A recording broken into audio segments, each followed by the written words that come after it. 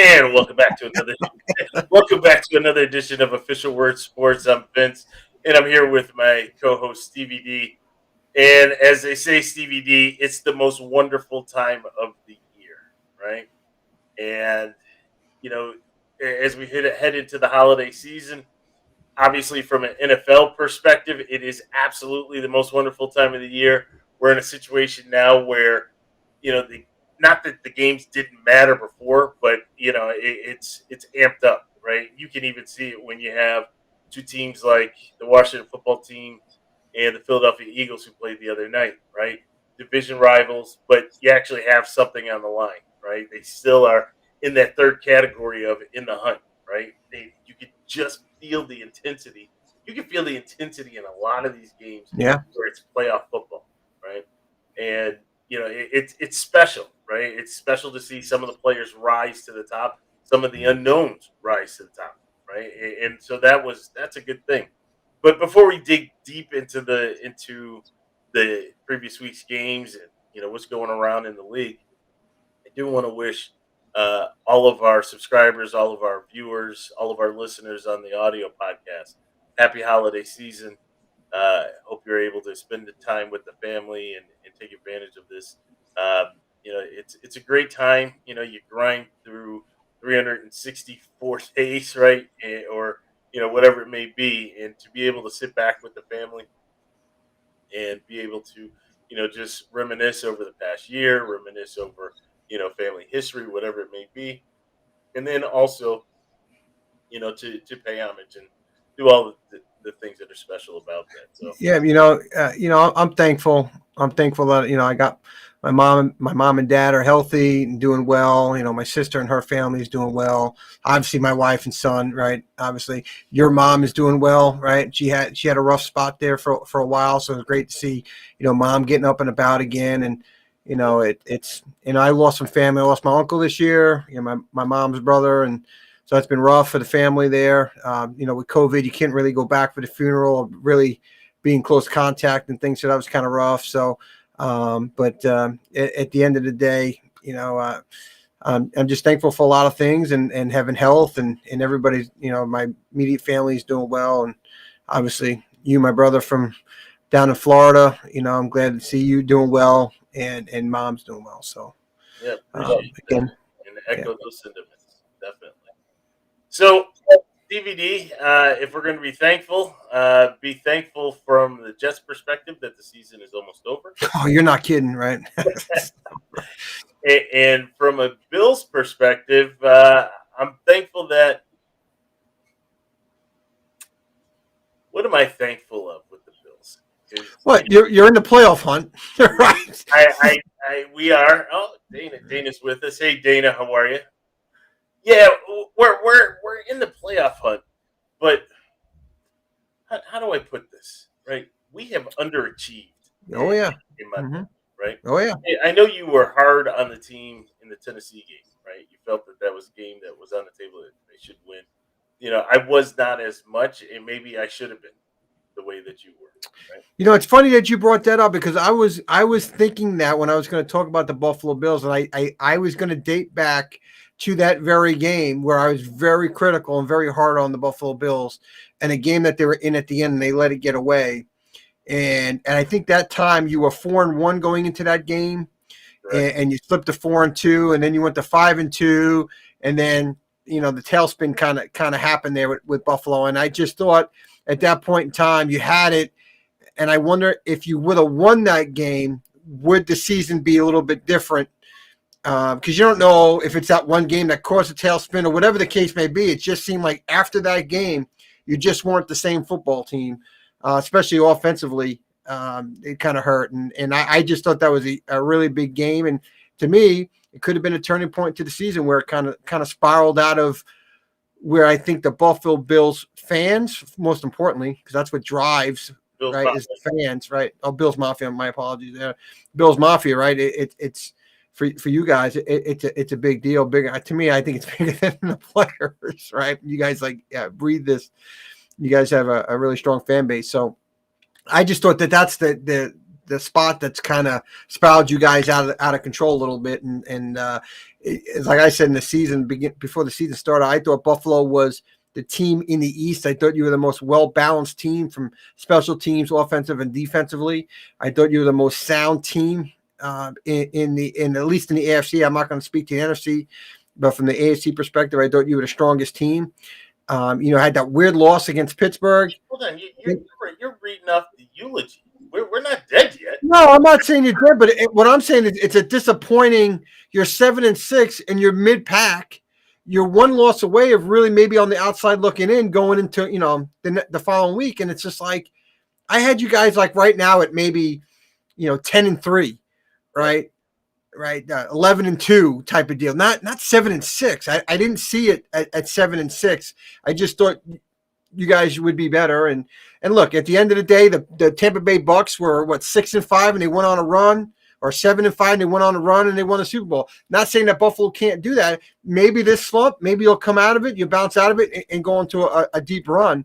But right now, the biggest disappointment to me in the NFL is the Buffalo Bills, because I had you guys in that Super Bowl. I just you're better than what you're playing. I just put it that way. You're better than what you're playing. So if I look at that team, or if I look at the Bills, what we encountered over the course of the season to date it's odd, right? You look at last year. Last year, kind of cruising along, and we had a misstep on a freak play when we played the Cardinals, right? And after that, we went on a run, right? Mm-hmm. Everybody kind of galvanized together after that, and we went on a run. I look at this year, and it seems like we're kind of finding ourselves, right? Trying to find ourselves. And a lot of teams have made adjustments to not only Buffalo, but they did it with the Chiefs, and they've done it with some other teams. The way the play calling is, and how to attack the passing game. There's been some things, though, that we have not been able to adjust to. And that's concerning to me, right? Yes, we have beaten the Carolina Panthers, who, no disrespect, but who are they, right? Yeah. We should have beat the Tampa Bay Buccaneers. I'm not going to go back into that one, because if I do, I may go on a 10-minute rant, right? That was a win that was stolen from us. But when I look at the rest of the games, we just didn't play well, and people have found our kryptonite, right? They know what our weakness is, and we have not addressed our weakness, right? And that's our rush defense. Whether it be the over pursuit, whether it be the gap integrity, whether it be just the actual defensive calls. Buffalo likes to run a lot out of the nickel, right? Well, that nickel, that exposes you from your linebacking core, because now you're putting a defensive back on the field, more of a rover, and they're just not holding up and having gap protection and being able to float for the ball. So that now teams run for 150 plus yards against you. Well, that's not going to help you, right? That's going to take time off the clock. That's going to tire your players out. That's going to kill the momentum. That's going to kill the motivation. It's a lot, right? Conversely, on the other side of the ball, when you look at what the offense has done, I think there was a lot of faith put back into the re-signing and kind of bringing back the majority of the folks to the team, right? You look at the offensive line. The offensive line has not performed to the level that they expected or that they did last year, and that's been a impact to the running game and to the passing game. You have running backs like Devin Singletary and Zach Moss, who haven't performed. And you could say, well, isn't that because of the offensive line? Well, no, right? Because there have been, if you look at the all 22s or you look at whatever film that's out there, there have been plenty of times that there have been holes, gaping holes, and these guys aren't seeing it, right? They're running around like a low round draft pick that is just happy to be on the team and just doing exactly what your coach says, right? We're going to run an ISO and you're going to go here. Well, yeah, but coach, if I look over to my right, there's this huge hole. Let me go for it, right? And then, a lot of it is with the passing attack. And I don't know what we are, right? Sometimes you have too many weapons. We talk about the Rams, right? Or you look at what the Browns did. You have too many weapons, and too many star weapons. Emmanuel Sanders is aging, but he's still a star, right? Sure. Yeah. Cole Beasley, he plays a certain role, but he was a star in that role, just like Julian Edelman and Wes Welker, right? They were stars in that role. And there's only one football to go around. So is it that, a byproduct of the failures from the offensive line, a byproduct of the failures of the running game, that now all of a sudden teams are able to play Diggs and Davis and Sanders and Knox, play them tighter? Right? Is that what's happening? I don't know. I don't know. But to your point, we're a disappointment because expectations were so high from last year. Yeah. Right? And one last thing that I will say on that point, and I think it happens for a lot of teams that are out there. Buffalo went into the offseason for 2021 to prepare a team and build their team to beat one team. Not to be great, but to beat one team, and that's the Kansas City Chiefs. That's what they did in the offseason. And that, I think, they are seeing some of the ill effects of that throughout this year, right? You, as a general manager, your goal is to build the best 53-man roster that you have out there, not the best 53-man roster to beat the Kansas City Chiefs, right? We saw how the Chiefs started out, and what if the Chiefs continued in that slump? Lo and behold, they're not even in the top seven. They're not in the playoffs, and I built this team to beat that, right? You look at what Indianapolis has done, and you look at some of the other teams that are out there. They're not tunnel vision for a team. They're looking at my roster and how do I make my roster good. We go back and forth on Carson Wentz, right? Carson Wentz, yeah, right. Say what you want, but he's a game manager. Sometimes a poor game manager at that. But he is brought in to be a game manager.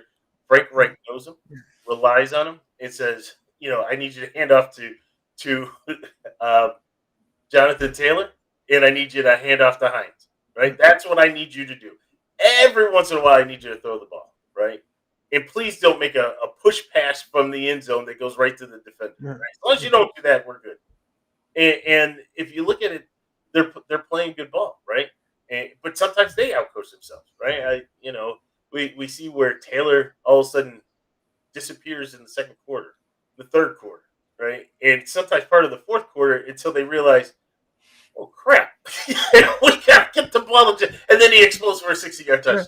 I mean, the Colts won a game, and Wentz didn't even throw for 100 yards. Didn't even need to. That's right. Right? The running game was so dominant.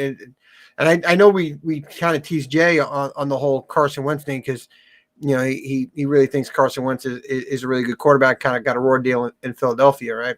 I think it was quite evident this year. I know we kind of teased Jay about it, but look, you're a fan of Carson Wentz. That's it's your guy from your team, and you wish him luck. Sometimes I think he's bigger a Colts fan this year than he's an Eagles fan at times, right? Because of all the love he's got for Carson Wentz. But, and I'm not trying to bag on Carson Wentz, but the games that I watched, even the games that they won, I don't say Carson Wentz didn't win those football games. Jonathan Taylor and that offensive line won those football games. Sure. Kind of like you said, the game manager thing. I just look at it. There's not anything that I saw that said he had to put the Colts on their back. He had to put the Colts on their back and say, you know what, boys, we can't run it today. We're in a shootout, and I got to throw to win the game. I haven't seen that from Carson Wentz this year. It's been the Jonathan Taylor and Hines show on that, and really the offensive line has been tremendous. I mean, some of the holes that they open up for Taylor and Hines is just ridiculous, just absolutely ridiculous. So, again, I don't think Carson Wentz has done anything special, but the Colts are going to be a team that they're going to be a tough out. They're going to be a tough out because you got to run the football in the playoffs, and they're going to be a tough out. They were tough out last year, and I think they're more mature and better this year. Right?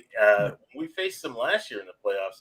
It came down to you had the Phillip Rivers completion, thought he was down, up, fumble, all that last play in the game that kind of sealed the deal. They're defensively, what they've had a takeaway in 12 straight games. I mean, something ridiculous like that in that rush attack. So, well, anyway, Stevie D. As we get into it I'm going to kind of in the spirit of holidays. I'm going to relax a minute and let you go and talk about how this one guy who you did not like absolutely showed up and beat your boys this weekend. I'm just putting it out there that this is something that I saw. I was a little surprised.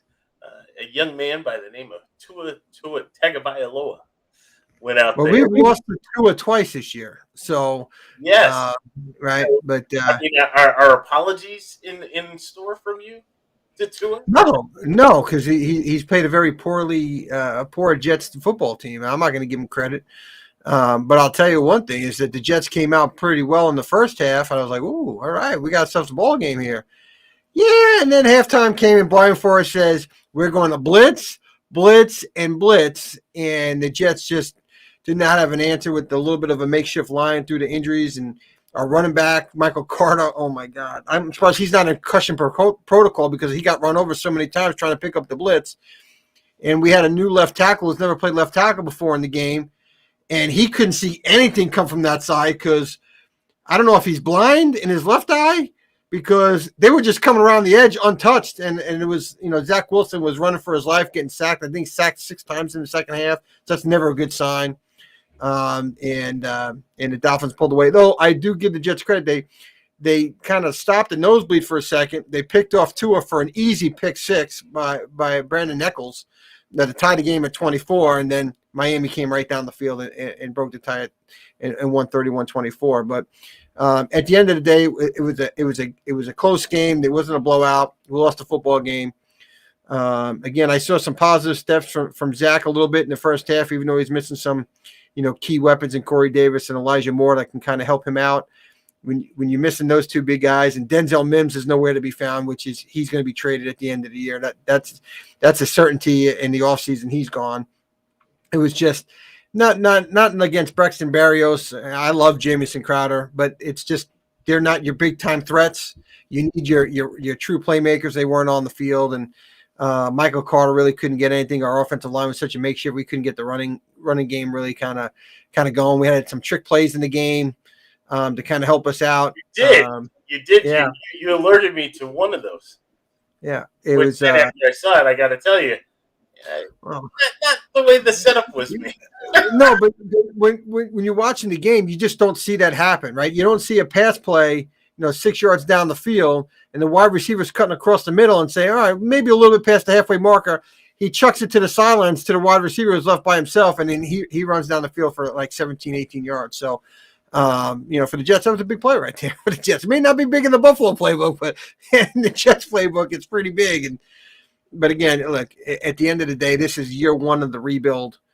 And, this year coming up here in the 22 draft, as a Jet fan right now at 3-10 or 3-11, whatever we are, you're looking towards the 22 draft. We're sitting at 4 right now. And with the Seattle Seahawks trade for Jamal Adams last year, we're at the 8th pick. So we got the 4th and the 8th. I mean, so we're looking pretty good. How much draft capital is left in that trade? That's it. It's just we had 2 picks in the 21 draft. We had the first round pick of the Seahawks, and then we had the 4th round pick of the Seahawks. And so this year it's just they're number 1. So right now we're sitting at 4 and 8, and then obviously we have some other I think we have 5 in the top 80 this year. Top 85. Interesting trade. By far, we said it when you made it that you guys came out the winners of that trade. Yeah. I don't see the value. No disrespect to Jamal Adams. I think he's a good player, right? But I don't see the value in what they gave up and what you guys received. Think about this. They make the trade, so you get 2 number 1s, a 4th rounder, and a player. Right, for Jamal Adams. The Jets saved $17 million a year to a safety that wanted to get paid, that we traded him, because we're not ready to win with him. So It didn't make sense to pay him $17, $18 million when you're not ready to win. He gets traded, and all he does is break down and get hurt. Now, he had a lot of sacks last year in the previous year, but this year, he's nowhere to be found, and he gets hurt. He got interceptions before he got hurt. Well, he had 2 picks this year, which is I think he broke his record because he hasn't had more than 1 pick in the season. So he had 2 picks this year, but his sacks were down. He's just not the same player. And when you watch him on the tape, which I have, there's a lot of times that he whiffed on tackles. He's not getting in on tackles. He's letting others, instead of getting in and trying making a tackle, he's letting others. He's just not the same player. And they're stuck with this player now who's now out for the year with it getting a couple of surgeries. And Seattle is a couple losses away, I think, really for this team to be blown up. And now you're stuck with a safety making $18 million a year, because I still think Russell Wilson won't be a Seahawk. I think they've reached that point. I for sure think that they've reached that point. I mean, I could see Pete Carroll walking out the door. Russell Wilson's gone. I can see this whole thing. I mean, there's a weird relationship going on with DK Metcalf and Russell Wilson. You got one of probably the more dynamic wide receivers in the game, and you can't get him the football. Well, you know what happened? Sierra saw that picture of his pre-workout without the shirt. She's like, Russ, you talk about cooking, Russ. What's going on over here?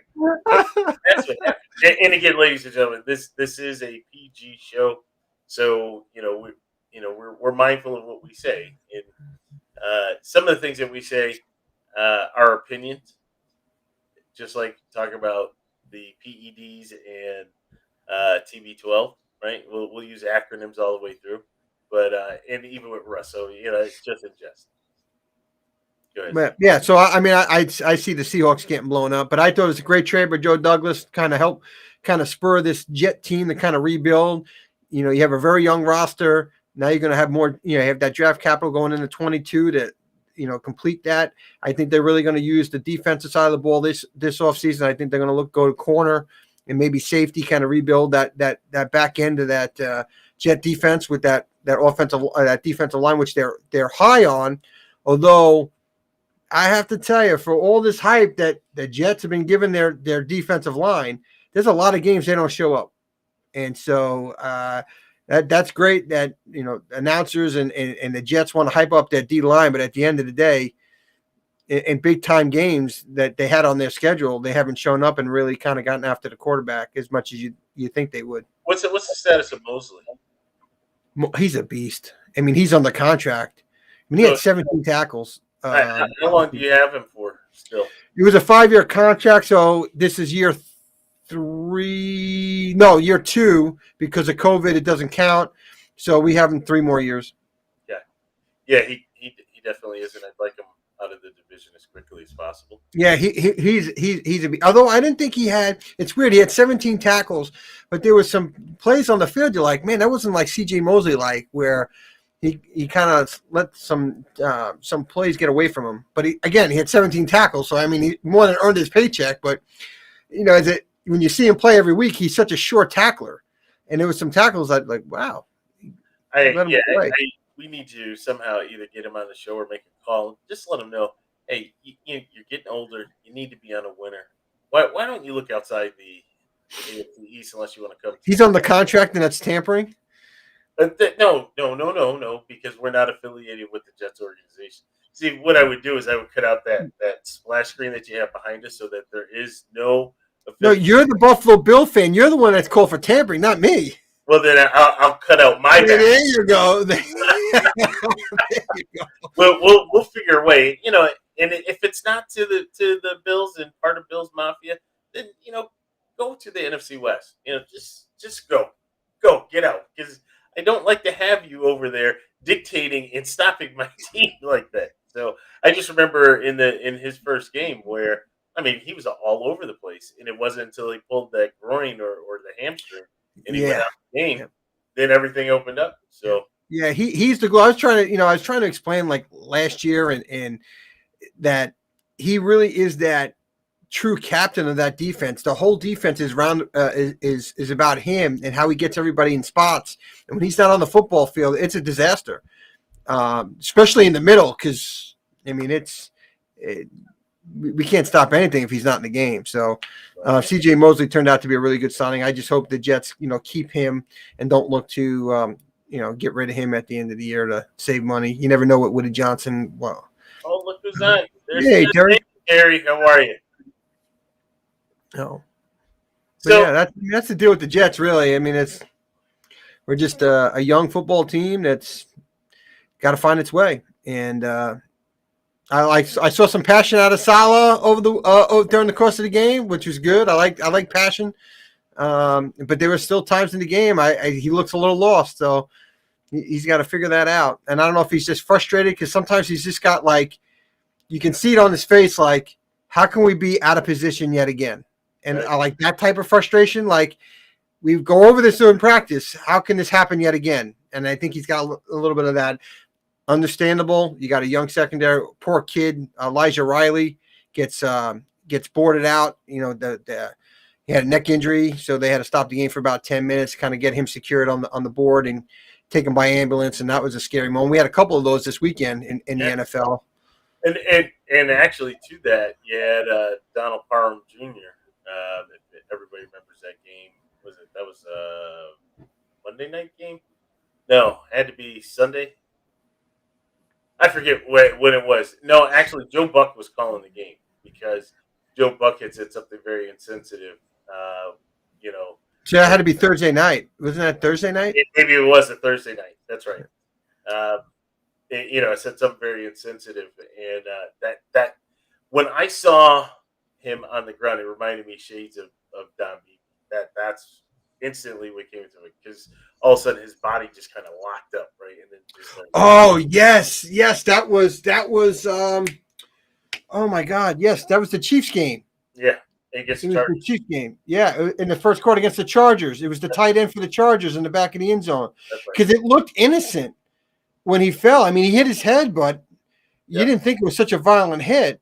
And I didn't see a Chief player come by and hit him. But when he got locked up and his arms were like that, I'm like, oh my God, he's knocked out. Like literally, he's knocked out, frozen. And then when they took him off the field and I saw his arms locked like that again, I said, oh boy, that can't be good. But I think he checked out okay. he did. He did. You know, and it Again, took a while for them to give an update during the game, which made me nervous. They didn't have a lot of information early. I said, oh God. well, and maybe that's a good thing because these broadcasting crews, I'm fed up to hear with them, right? And again, Joe Buck talking about, oh, he's twitching because it's so cold out here, right? Really, You're in really. California If you in don't a know, dome. if you don't have anything good to say, then don't Don't say say anything. Yeah. it because you're an idiot. We all know that you're an idiot, and that just exacerbated the whole. Well, I have to give the Jets credit, not the Jets, but CBS. When Riley got hurt and he was knocked out, wasn't moving, they went to commercial break. They came back. They didn't even show one replay of it. They said for everybody, it was not a good look. We're not going to show it, Yep, and we just hope he's okay. Players are coming by, and then they cut the commercial break again. Again, if you're family members, you don't want to see that replay. that's right. Right. So there's nothing good to come out to show the replays over and over again. So I'm at least CBS did the right thing on that one where I thought Fox dropped the ball. They kept showing the replay over and over again. What does that get everybody saw it happen. Absolutely nothing. Right. Absolutely So nothing. But it just goes to the NFL capitalizing and marketing the big hits, and then you get the big hits in the game, and they're like, oh, that's a penalty. Oh, we got to get rid of that. But yet you want to sell the game.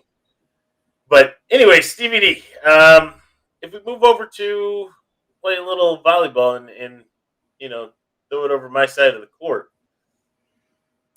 we talked a little bit about the Bills being a underachiever at this point, but I'd like to go into very big week that we have this week. Right, this is Patriots week. Big week not only because it's Patriots week, right? A rival. I don't know if we can consider them a rival yet, right? How are you a rival when you yeah, I the longest time you just had can't win. It's not a rivalry if it's one sided. Yeah, and that's really what it has been. Now, obviously, once the PEDs left the organization and went down to Tampa, then we started to see, bringing in new people, and the Bills were able to capitalize on some things there. But the history of that has not been good. And when we look at this week, this is by far the biggest game of the season. We could talk about the Tennessee game. We could talk about any of the other games in between there, Indianapolis, what have you. The biggest game is the one in front of you, not behind you. Well, true indeed. I just think about, we had the weather game. That I can name all kinds of uh, labels for these games, right? I had the horribly officiated game, right? The game that was stolen from us, right? The Josh Allen leap game, right? Or the Sean McDermott just disaster as a head coach games, plural, right? That I could put in there. But this one is the big one, the one that we had a few weeks ago, the win game. You you talk about the Titans game being a disappointment. That was the disappointing game because you knew what was in front of you, right?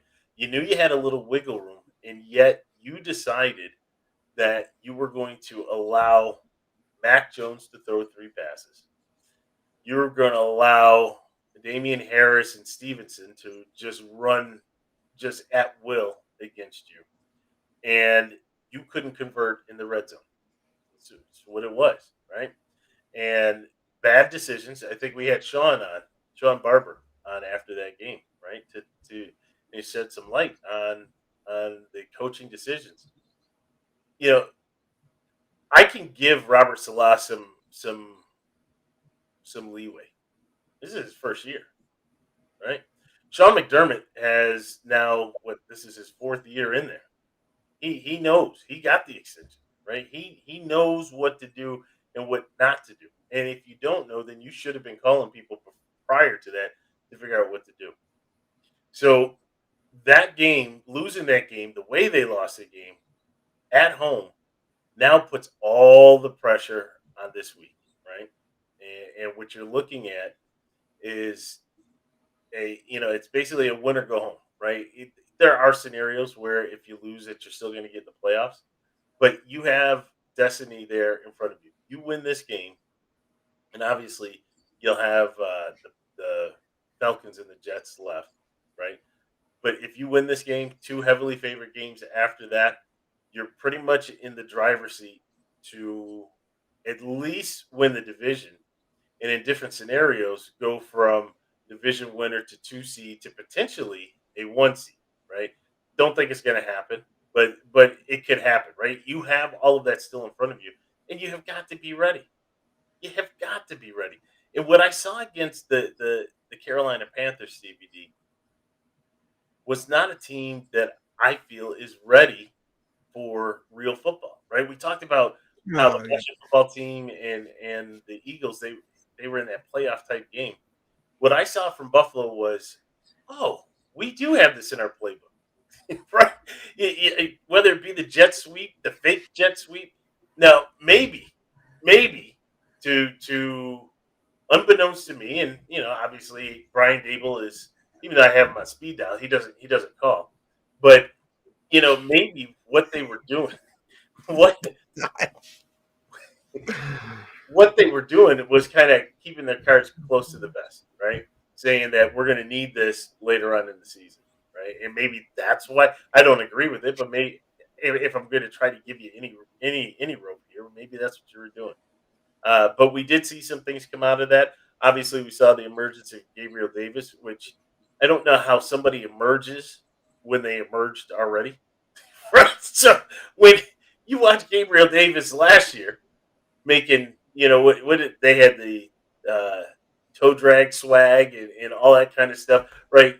Clutch catches in the back of the end zone, running tight ropes and all that kind of thing. As a rookie, I think you have emerged, right? And yet they went and they got Emmanuel Sanders, and now with him being out, you saw Gabriel Davis really shine, right? You know what Diggs can do, and all of a sudden you had the emergence of the running game. Um, I'm curious how that is going to translate into Belichick game, right? Different beast, right? Matt Rule it does not even come close to Belichick, Sure. and so I'm curious. Um, playing against Cam doesn't really do anything for you. I was happy Cam went back to Carolina, but watching him in that game, they Well, were they didn't have Christian McCaffrey, right? You fair right. point. You can say what you want about Cam. Cam is Sam is nothing, and Cam, That's but not if true. you have Christian McCaffrey, it's a little bit more game plan at least. One thing. Will somebody take some clippers to Robbie Anderson's head and cut that mess off, please? You don't like all of looks like a cartoon character. Reminds me of Don't Be a Menace when Marlon Wayans had that. Oh What in yeah, the yeah. world? Yeah. Wait, Cut that off. All right, I digress. Go ahead. Yes, they. Yeah, I mean, they weren't held. I don't know where they were defensively. You know, they got off to such a hot start defensively. I don't know if they're banged up on defense. Because when I saw the score of the game, I was like, "Dang, you guys put some big good points up against what again started off as a good defensive unit. I don't know where they ended up well, in the it overall was good rankings. defense for the first quarter and a half, right? And then Buffalo got it going a little bit. And is it chicken or egg? You know how you want to look at it. I think Buffalo started to click. They started to do the things that they're supposed to do, right? Right, but they did the things against a team that was what 4-8, whatever their record But, is. but against the number two defense, right? They were able to run the ball against the Panthers. Have a very stout defense, so they were Now, able. I'm curious. I don't know where their rankings are as a defensive unit right now. Yeah, when you look at their defense is highly ranked in the league, and so that's why you know, and it's funny, right? Because no matter what team it is, you can have a great defense, but if your offense is a sieve, Yeah, that's right. Why am I playing? for Jesus, the you first can't half, win anyway. Yeah, for the first half, we've knocked it out the park. But now I'm gassed. He's gassed, right? yeah. You guys keep turning it over in the red zone, and it hurts us. Well, and if the some teams, if you're not a playoff team, you get to a certain point in the year, do you start packing in? You don't play as hard every play. What's the point? Do I have to go hard every play? Maybe I go hard every other play or every 3 plays. I don't know, I but don't know if I'd agree with that one though, and here's why: because well, these sometimes when I see it on tape, when the Jets have been bad, you look at players and they're taking plays off. but these guys are playing for paychecks, right? Sure, yeah. Well, it's on tape, absolutely. But if you look at teams that are at the bottom of the league, and you look at some of their play, and you truly look at their play, they may be playing for paychecks, but it's not what I see on film, right? And Sure. you won, right? I mean, I'm not saying that's what Carolina did, but you guys took care of business. You needed to win that game. You won it. It wasn't a close game. It wasn't a nail biter. What'd you win, 31-8 or something like that? No, they got another touchdown. Oh, and out of that one, I gotta tell you, it's funny, not funny. I'm listening to the pregame show, and their kicker goes down during warmups. You texted me about that. I'm like, the kicker went down. Did you see all those people trying to make field goals? You had the quarterback, you had the wide receiver, you had the punter. How can a punter not kick? Yeah, that is a little bizarre that they wouldn't be able to. There's have faith. Maybe I'm a Pollyanna, but I will always see them as a winner. Terry's ride or die, and yes, you are, but she's ride or die. Yeah, I didn't understand how a punter can't do some of the basic kicks. I'm not asking you to kick a 50-yard field goal, but an extra point, and if you're Well, the extra point now is 33 yards, right? I mean, the Jets haven't had a guy who could kick an extra point in 3 years, and they are a field goal kicker. So yeah, it's 33 yards is, I guess, not so easy anymore. it was very interesting. It really was. But yeah, so now it's Patriot Week, and you know the most important week in the season, Stevie D. And here comes big bad COVID, and I have some feelings about this one. We talked about before the season started. We talked about distractions. You were big on distractions, I right? said what I say about Cole Beasley with his mouth, right? Distractions, and he got suspended. You remember he and Isaiah McKenzie both got suspended because they chose not to be vaxxed. Um, but if the league said if you're not vaxxed, there's certain protocols you have to take. Right when you're in the club facility, you have mask up 24/7. Right, and here these guys are flaunting fact that they weren't wearing a mask and doing all the things. Well, you got suspended, took a hit to the wallet, and, kind of moved on. But what concerned me, and I don't want this to be a political debate. It's not about politics, right? From this perspective, it's about the goal. That's all it is. It's about the goal, right? What you do in your house is what you do, right? But when you come together in a community group like this, right, and you're bonded together in brotherhood for the chance to get to the exhibition game and the chance to raise that trophy, right? That's what the goal is.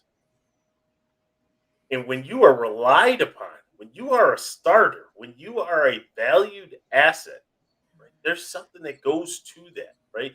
You're not the 51st or 52nd man on the team, right? Where you dress, you have no idea why you dress because you've never seen any action. You're not that guy.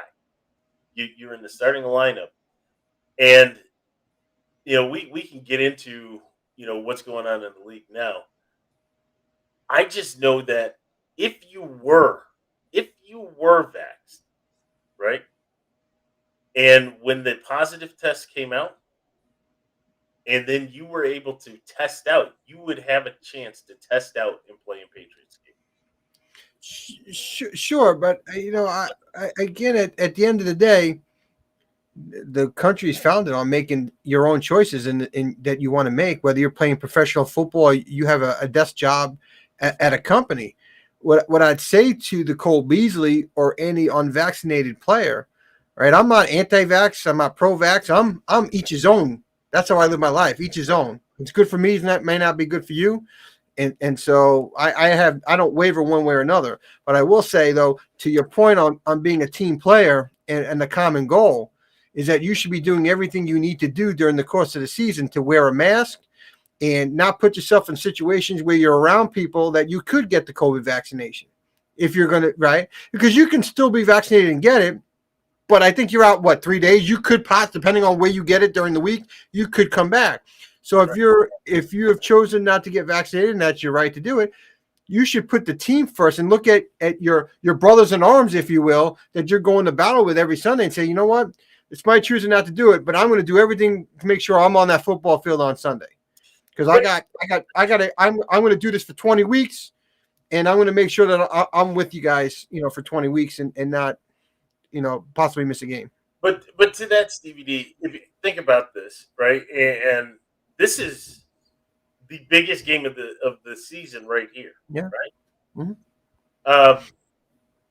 But you don't know. I mean, even if you lived in a bubble, right? Even if you lived in a bubble, you're still susceptible. Even if you have the mask, we know that even if you take some of the precautions, it still can happen. Right, but again, if you do what you're doing, everything you possibly can not to get it, again, it's your choice not to do it. Sure, right? But here's my thing. Here's my thing. Then, if you believe that, and you know that we're not at a place where we can move forward, the league put in, and we'll talk about that in a minute, but the league put in some bogus type laws and restrictions against the teams, then either the team or you have to make that decision. Last year, tons of players made that decision to say that they were going to opt out. Then you opt out, right? Why should he opt out? Just because he doesn't want to get a shot? I don't think that's the right answer. You opt out because you are putting the team in the future and the success of the team in jeopardy. That's what. I disagree. Again, it's your right to choose whether you get the shot or not. It's up to the Buffalo Bills to say, you know what, whether they want to admit it or not to the league, because you could probably get into trouble. If you really felt that was a problem, you should have cut him and moved on. Well, say salary cap reasons, I moved on. Right? It's not the player's fault. It's not the player's fault. It's the team. You couldn't. He played his cards so he couldn't get cut. You just couldn't. Because he went public. Because he went public with everything. Absolutely, he could not. But here's my mindset: is that I need to have my 53 guys ready to go. I know that there's going to be a percentage chance, like what we've been seeing, where guys who are vaccinated have shown symptoms and can't play. Right here, I have a guy who put himself into a larger risk pool, and that risk pool is jeopardizing this team. That's where I'm coming at it from. Yes, I believe in choice, and yes, you have a choice to abide by the rules. The team or the organization should have a choice to say whether or not they want to have you as part of their organization. Have you come into the facility, right? Do the three S's there. Go be in the huddle, be in the weight room, be in the cafeteria, doing all these different things. In that in the facility that at some point creates risk.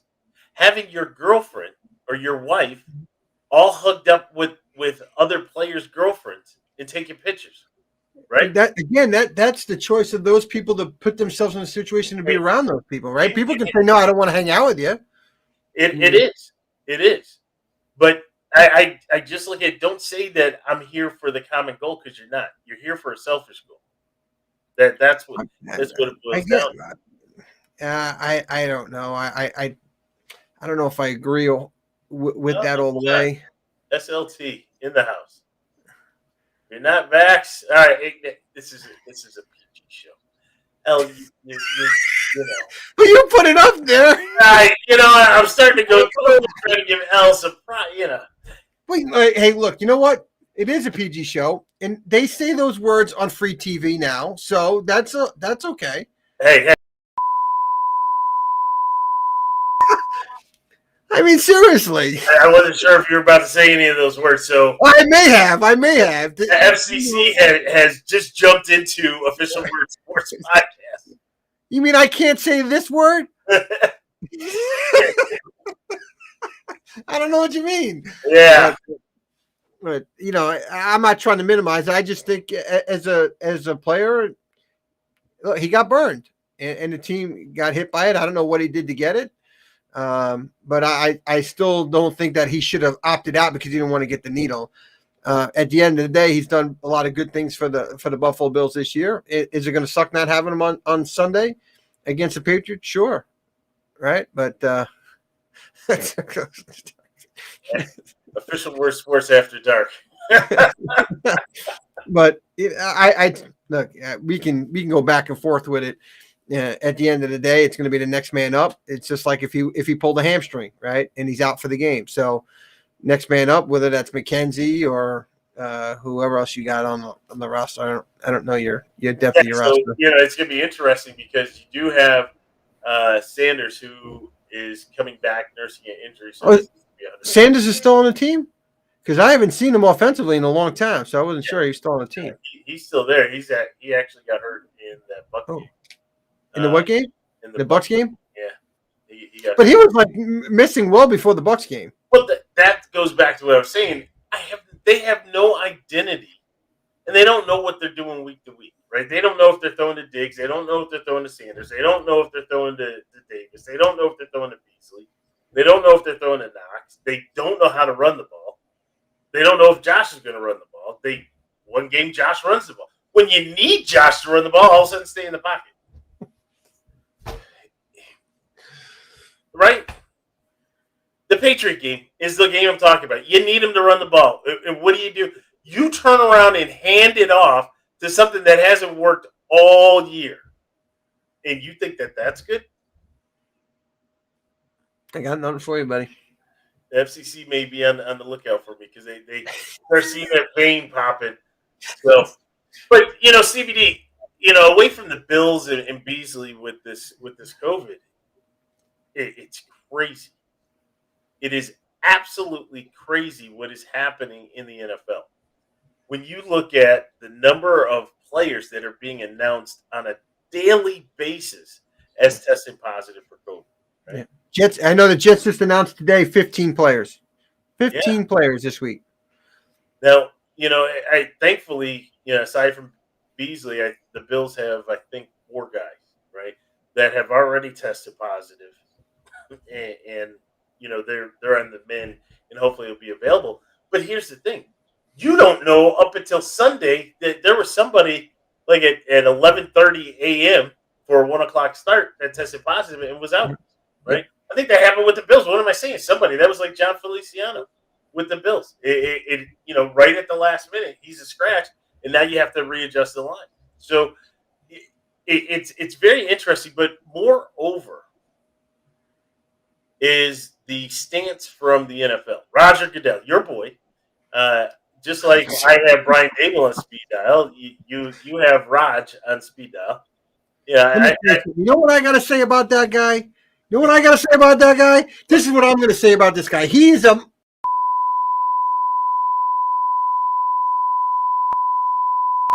And that's all I'm going to say about it. The FCC jumping in again.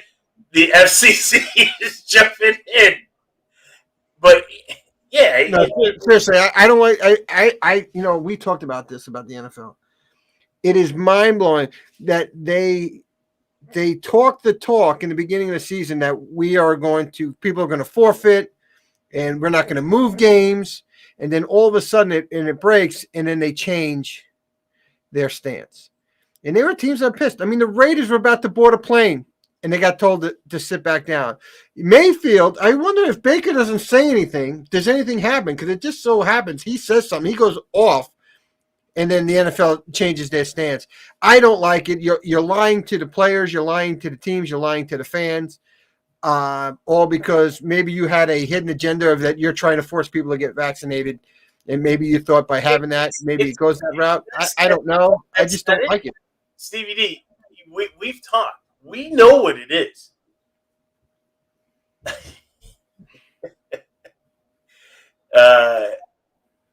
Yes, the freaks do come out at night. with the broad. Kenny said, "Thank you."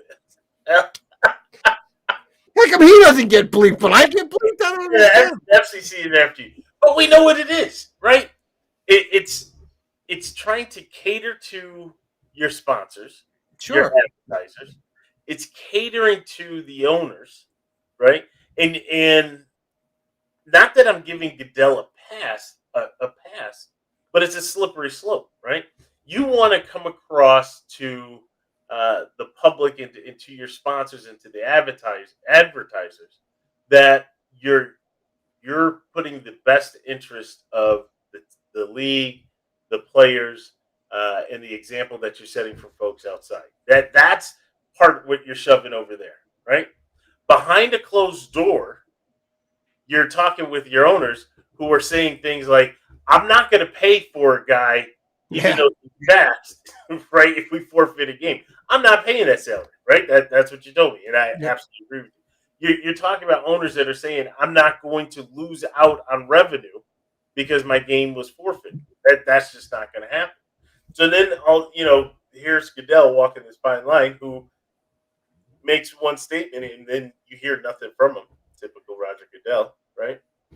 And then you find yourself and you pray every day, right, from the start of the season to where we are now, that it just does not blow up. And you're watching the news reports, you're hearing all the different cases, you're hearing about the third variant, you're hearing about all this. And I know Roger has a migraine going, right?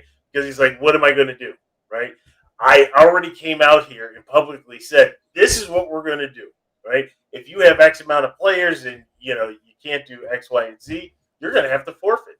We're not going to do what we did last year to the Buffalo Bills, to the rest of everybody in the league, right? And what I'm talking about Buffalo is that they kept moving it a day, right? We're going to have it the next day. We're going to have it the next day. I mean, the Steelers, I think, were the ones that really got they did screwed last year. To me, I was sure, right? Of course, wasn't for that, you guys would have won the exhibition game. See what I did there? Thank you. It's gonna catch on. It's gonna catch on. So, and so you say this, but then, you have the owners, and Goodell just doesn't know what to do. And now, to your point, Baker Mayfield comes out, right? And then you start hearing chirping from other people. And what does Roger do? Roger succumbs, not to the players. Roger succumbs to the owners. Oh, of course, because it's the money. Absolutely. Right? At the end of the day, the game should have been canceled, like you said it was going to be. And to me, you're not a man of your word. You said you were going to forfeit the games. Not that I think any player or fan believes Roger Goodell, because I think if you took a poll, I think Goodell's approval rating is probably 1 to 2%, if that, from fans and players. Right? He's not a well respected commissioner, so at the end of the day, he's got no clout. He didn't have clout before. Now I just look at him. He's a liar. He's just a liar. I can't trust anything that you say. Can't do it. He's a liar Sorry. now. No, he's been. Hey, but it just confirms that. That's Wait, that it's just being confirmed now. next question. You're being nice to him. Hey, well, that's why you have him on speed dial. Not see, ladies and gentlemen. This is how you pivot. This is how you get away with things. You have Roger on speed dial. I have Brian Dable. Right? There's a big difference, right? And Brian doesn't take my calls, by the way. Just to put it out there. Oh, hey, Roger's not going to take my call after today. No, he sure won't. He sure won't. Stevie D, aside from COVID, wanted to just bring up something. So what we've learned is that no matter how many PEDs you're on, you can't beat the New Orleans Saints, at least in regular season, right? Right. We've learned that. And added to that, the other thing that we've learned is that the Buccaneers just got absolutely decimated in that game with the Saints, right? I mean, decimated. I don't have ill towards the Bucks. I do have ill towards the fact that they have PEDs running around rampant that they're not testing for in the league, and TB12 is the violator of that. Putting that out there. And those are the express views of Vince Coles and not that of Official Word Sports. And it's about the Bucks. Is Bruce Arians came out and said we're going to sign Antonio Brown, but he's going to be one mistake and he's out. And they talked this big game, right? Yep. And now all of a sudden this whole thing comes out. He lied. He lied to his teammates first and foremost, right? People that trusted you, that you did the right. You said you were vaccinated. I'm going to trust you. I'm going to be around you. And 3 players on the team submitted fake vaccination cards. Well, all 3 players didn't lose their job to the fact that Arians says, well, this is in the best interest of the football team. Right. What's in the best interest of doing the right thing, right? And I know what it is that you don't want to upset Tom Brady. Well, that's one. And you just lost your top 2 wide receivers. Yes, but I do think even if those wide receivers are there, they're not going to, because they're not going to upset Tom Brady. They don't want to upset Tom Brady and Antonio Brown. Has got some type of bond, and I don't think that the Tampa Bay Bucks are going to mess with that because they want Tom Brady as long as possible. I just don't think it would have happened as soon, right? There may have been another week, but hold on. How about for daytime soap opera drama, right? Okay. Antonio Brown comes back, right? Okay. Tom Brady's all excited. Leonard Fournette is out because of a pulled hamstring. It's going to be out till probably the playoffs. And so who does Jason Light go after? Let's rebuild that Pittsburgh Steelers clubhouse and bring in Le'Veon Bell. We now have Le'Veon Bell and Antonio Brown. 2/3 of the Killer Bees, and now we just remake the Killer Bees with TB12, Antonio Brown, and Le'Veon Bell. Come on now. That is pretty. I know. I forgot about Le'Veon Bell signing the other day. Oh my God, that's so funny. I'm telling you, it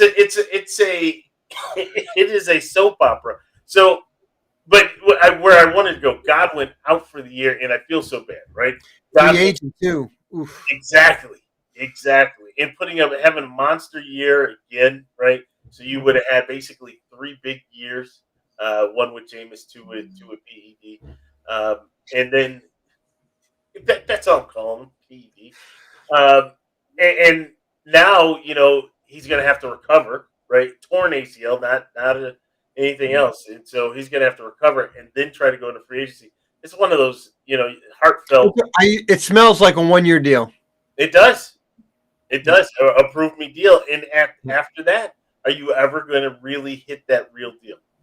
Probably not. Nope. And then Mike Evans, he's day to day, week to week. I don't know if he's going to play this week. Again, the rest of their schedule kind of lightens up, but you're still going to Dude, need. he took a shot. He took a shot. And I'll tell you, Tom Brady coming out saying that, these hits, blah, blah, blah. You know, Tom Brady, those hits have been happening forever. And you see him each week, a player going low. But you only speak up when your player gets hit. But when your defense does it to another player, you don't say after the game, man, my defense should make that hit. That's right. Right. And so if you're going to come out and say no matter where you see it, don't just say because your guy gets hit on the play. Look, at the end of the day, you can't hit him high. Now you can't hit him low. Well, I mean, come on, you're making a football play. It stinks. I saw another hit on a player this weekend. The game's escaping me.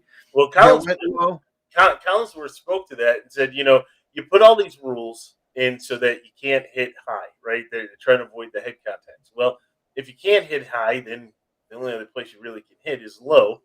And so now what you've done is you've created risk. And the greater risk to Collinsworth, he said, is to the legs. But you go after my knees, that's my career, right? I can bounce back if I get hit up high. So, all right, my friend. We got one more story we got to talk about, my man. Oh. Come on now. I've been waiting all podcast for this one. What did I miss on this one? Go ahead. Well, Jay, this is for you, Jay. I know where we're headed. Many, many, many weeks ago, week 1 in fantasy football, the official OWSports Fantasy Football League, after week 1, you were trash talking because you beat my team. Right? And when I say, hey, it's week 1, you just got to settle down. And hold on, Stevie. I'm just going to go on mute and just let you go. I'm gonna relax. I'm gonna have a sip right here, and you just take it away. This is good. Appreciate that. Yeah, this is gonna be good, right? So you talk all week. You win the first game. You talk every day in the chat. I'm gonna win it again. You guys don't know how to draft, and I'm gonna take the title again. Blah blah blah blah blah. A couple weeks later, we play. I beat you. I manhandle you. Like 3 weeks later, right? That's what happens when you talk all. My team, that you got lucky, blah, blah. Then a couple weeks later, I play you again. Beat you. My team is hurt, and I get all these players out, blah, blah, blah, blah. And then play you a couple weeks later, I beat you again. Yeah, that's for your fantasy team. Thank you. The New York Jets fantasy football team. Since we can't win in real life, I try and win through fantasy football with the teammate. I digress. So now all of a sudden, we go to the playoffs, right? And what happens? I was the first seed. I got a first round bye. You had to work to play me. And then what happens? Your team is all healthy now. I don't want to hear nothing. I looked at your roster. Your team is healthy. I've been hearing all year. My team is hurt. And what happens? You get destroyed. You get destroyed in the playoffs. Bye-bye. So the defending champion is out. And it's all because of karma, my friend. You trash talked the minute Tuesday morning came after Monday Night Football. You trash talking because you beat me week 1, and then what happened? You went 0 for 4. So I get to play Sean's sensational team. I think is his team name for the official World Cup matchup. Good luck to you, Sean. It's going to be a great matchup for the title. We'll see what happens next week and who actually wins the championship. So. I'd like to congratulate the GM of the New York Jets for the second straight year being in the championship game. Nice job, and we'll see if we're able to take it home this week. I just want to let you know that Black Monday came early in our fantasy league. There was a GM who was fired already. Honestly, I don't know what's going on over there in your drafting, but whatever you're doing, you got to do the opposite. The roster was solid. Guys underperformed. The guy, I'd have a week where everybody scored 3 points. I literally, how do you have 5 guys single digits? I barely broke like 80. So my hat goes off to your fantasy team, and it's good to watch people being able to compete and have meaningful games in week 14, 15, and 16. While others are on the golf course, which is where I was. When I found out, what's the Friday thing? How'd you get fired on your day off? Well, yeah, the word came down while I was on the golf course that I had been fired because of lack of performance. Same like Matt, like Pace in Chicago. He's going to suffer that fate. Did you hear the clip? Did you hear the clip during the Bears game? So they were doing a challenge, and a fan, clear as day, that was picked up by the TV mic says, "Oh my God, it was something like, we suck so bad we can't even get a challenge," or something like that. I mean, it was really bad, clear as day. Like the guy who said it was in the booth with the announcers. Oh my God, I was dying. That Richard actually said, "Dad, did you hear this clip?" And I didn't know what clip he was going to play for me. And he just plays the clip. I said, "Oh, Rich, it was 1,000 times worse listening to the game because there was dead silence in the booth. They weren't talking, and then you just hear that fan say that." I was like, "Oh God, that can't be good for Nagy." Oh boy, Right. yeah, Oh, well, Nagy knows he's done. yeah. I appreciate the passion. I think he's actually trying to get some things on tape to show, his future employer, hey, I do have the passion. Because Well, I don't even know if it's. I don't know if it's the passion. It's more of, I think it's the frustration knowing he's going to get fired. And I think now everything is bothering him because he knows. I think he's already been told he's not coming back, and he's just going through the string. But it's interesting how the NFL said they were going to allow teams to talk to potential replacements with 2 weeks remaining in the season. So I wonder if Nagy will be fired with 2 games left. It would be the first time in Bears history to actually fire a coach in season, where they're going to fire him after this week's game coming up, when they have 2 games remaining on the schedule, fire him and then start that process of legally interviewing potential replacement. he's still the head coach you can't interview. Is that correct? Correct. Yeah. Correct.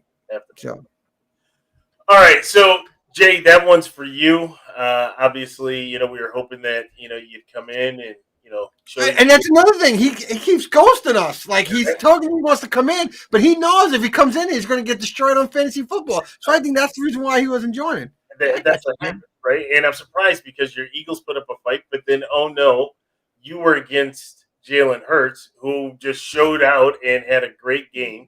The interception that was tagged to him was because of Dallas Goedert. Oh wait, yep, that's your guy, not Jalen Hurts. And Jalen Hurts proved that at least for that game, he was the better man on the field. Again, you don't show up because of that.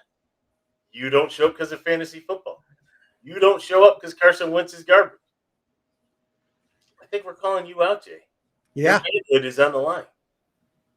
You're gonna have to come on the show and really prove that. Well, it's hard to prove when it's not there, CBD. What I was going to say is to prove your football knowledge. right. It's when it's not there. Well, sometimes he's got to hit the mute button. He hits the mute button. Oh wait, right. The space button. We got to find that clip. We have to find that clip. Yeah, for sure. Right. For sure. That was funny during the trivia. Oh boy. For sure. Oh, well, listen, CBD. Yeah. Again, like we talked about early on, and you said it perfectly. We want to wish all of our subscribers, all of our listeners, anybody who's been engaged with the podcast, and even if you haven't, right, we're wishing everybody happy holiday season, right? Be safe, be festive, and really enjoy the time.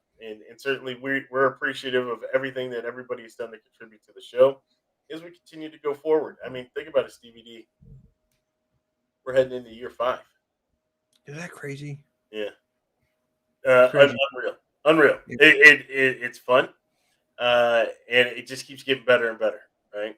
I mean, I'm looking at this Take Flight Jets background. I mean, if you think about where we were in the very beginning, in basements and rooms, on cell phones, right? Yeah. Walking around the house, on tablets. Yeah, we had nothing, right? Early days. Early days. Ellis talking about the sundowner. Oh boy, here we go. It's about the But we talk about the early days, trying to get headset microphones. How are we going to do this, right? And somehow we got it figured out.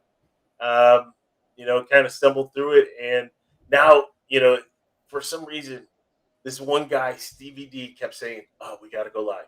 We have got to go live. We got to stream." and this has been the greatest thing since Yeah. just this way, right? And so I'm appreciative. Again, from the holiday perspective, big hugs to the whole DeCola family, uh, Right back at you, bud. to the wife, to my little nephew over there, to mom and dad, to my sister over there, to my nieces over there. Big hugs to Yep. everybody, Yep. right? And you know, we, Oh, well, before we go, you got to tell the joke that you've been busting with my son about, where he called you and you pretend it was the answer machine. And oh my God, to this day, now he knows. Now when he calls you, he doesn't know if it's real or not, and it's absolutely hilarious because he gets faked out now because he doesn't know if you're playing a joke. Oh my God, I'm dying when he's next to me and he's trying to call you. He's like, "Wait a minute, Uncle Vince," because I think something went to your voicemail again the other day, and he's like, "Wait a minute, is this real?" No, he was all jacked up, dude. It is so funny. And then when you text him back and you bust his chops, like leave me alone. The first time you did it, I'm like, oh man, you pissed off your uncle now. Oh no, did I really? I'm only kidding. I said, when it's football Sundays, you can't joke around. You don't understand. You just can't joke. Oh, so I add to it. I wish I had the camera so I can videotape his facial expressions. Like, oh my God, I messed up. Uncle Vince is mad at me. Oh my God, it is so funny, so stinking funny. Oh, it's great. It's but great. I first and foremost, if I am going to speak to that, I have to say that uh, I have a particular enjoyable time pranking the DeCola family as a whole, like father, like son. When we get to April, we're going to bust out the story in its entirety. So we're going to make you wait about 4 months because it has to come around the April Fool's Day to get where Vince keeps kind of referencing to the joke. Because you probably referenced it maybe about 4 times during the 4 years, right? Yeah, But we have to now. Well, I'm getting older, and you got a couple of years on me, so we have to remember put it. We got to put it in our calendar to make sure we don't forget to tell the story around our April Fool's Day we do. podcast because that's the number one. I mean, there was two that we had really good. One with the late Larry Beers, but that's number two compared to yours, right? Yeah, Just the fight. yeah. Sorry, but you lost your season tickets. I mean, his facial, may God rest his soul. All right, his facial expression. Remember him sitting in the seat? He was just like this. What I remember is him taking that envelope and putting it in his drawer, in his desk drawer, and slamming it in the drawer. I don't remember because I'm like, I had to come over to your building, right? Like, all right, we set him up good, and you got to come. And we're like around the corner trying to look and watching him reading the thing. Oh my God! Second best, Oh, yeah, second best. yeah.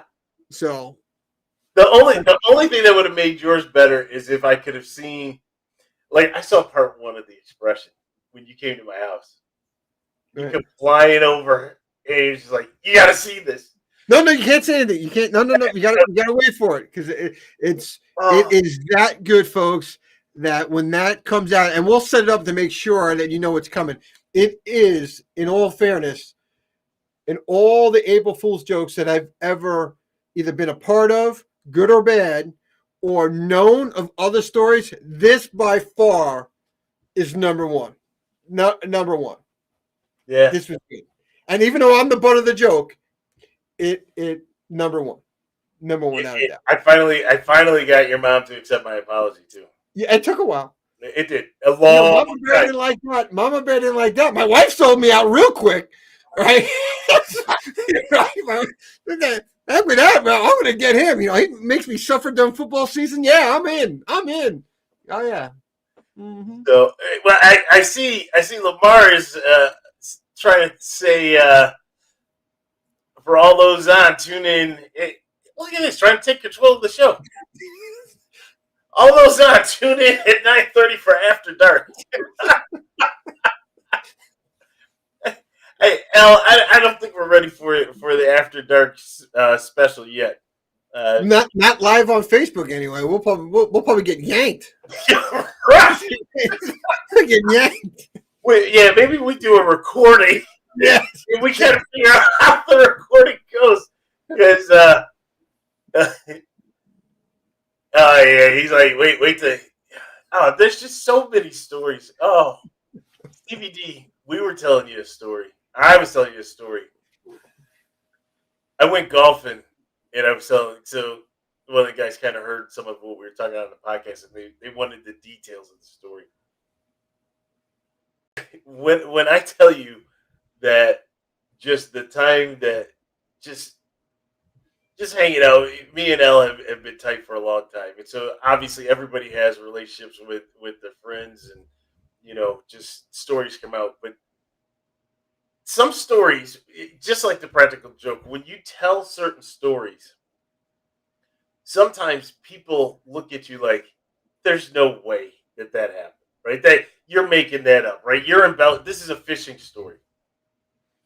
I can 100% say that the stories with Lamar are 100% true and factual, and there's no need to embellish or to do anything because it's just so unreal to hear the different things. It's. I mean, there's more that I'll have to tell you, off, but one of the lines that I said to Elle was, "Don't get me hemmed up," right? And I said that for probably about 10 minutes. Don't get me hemmed up. We're walking. And I'm not gonna say where we're walking, where we were walking to.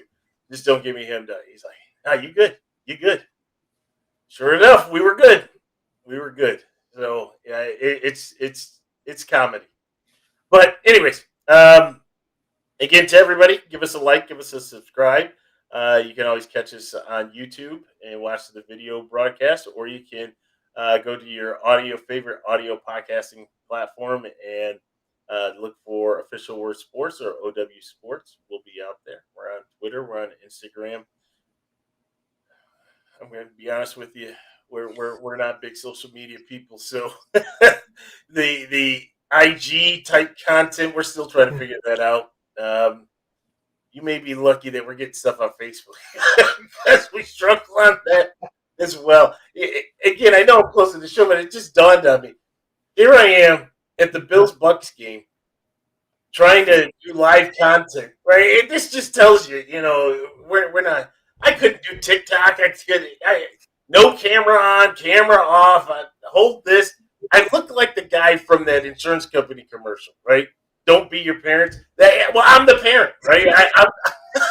And the guy's like, no. Yeah, that's me. So, but anyways, you can follow us, and hopefully we'll have more content. Plus, we're having a redo of the website, so that's going to change. Some more blog articles, so some of the rants that we may not be able to get to on air, we'll put it there. Or if we need to have a continuation of some of the things we talked about, so we're gonna have some things there, and so we're kind of growing, and we're actually growing in the right direction. We've been having contact with some companies with regards to sponsorship for the show, which would be really great, right? It kind of legitimize what we're doing. And plus, it shows kind of the hard work, right? What do they always say, for a business? And not that this is a business, because we're having fun with this, but you always have to kind of grow it. It takes 3 to 5 years for you to get there. Well, lo and behold, look at where we are. And now you're starting to see the interest starting to spike, and you're starting to see people join in. So, this has been a great 2021, and only good things to come in 2022. I'm here with my boy, my brother, and life is good. And I'm glad all of you have been able to join us in 2021. Stevie D and I are going to kind of figure out what we're going to do for the New Year's show. Obviously, you have the Patriot game, so probably we'll get on, but not sure, with the just how this holiday week is going to transform. But we'll definitely be back with you in 2022. That's for sure. So for my co-host Stevie D, I'm Vince. We'll talk to you soon.